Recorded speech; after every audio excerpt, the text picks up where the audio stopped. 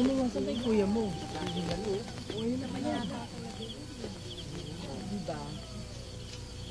Matagal na bang ganyan yan? Itay! Itay! Sandali, paraan. Tay! Kuya, ang itay natake! Tay! Ano nangyari sa inyo? Dadaling ko kayo sa doktor.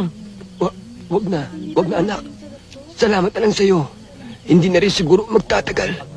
Huwag naman kayo magsalita ng ganyan, Tay. Para naman kayong Mamatay.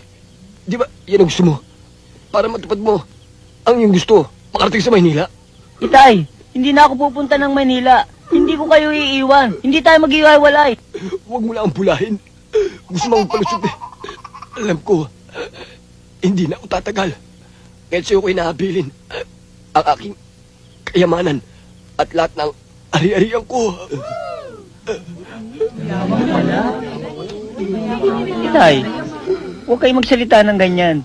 Alam niyo namang wala kayong ibang kayamanan kundi ang lumang bahay na ito. Huwag mo naman uhiyain sa maraming tao.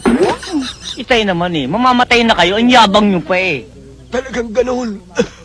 Tay, Doray, may mamanahin din ho ba ako? sinabi ko ba?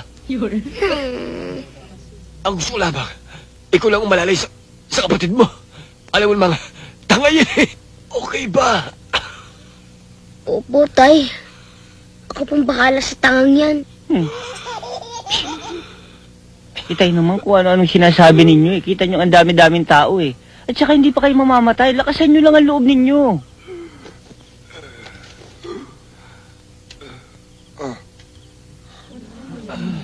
Magagamit mo yan sa iyong kagipitan at maililigtas ka sa kahit anong kapamakan.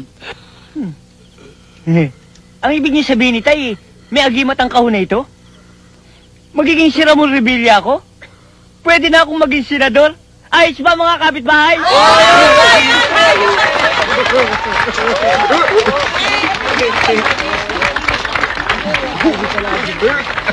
Tay?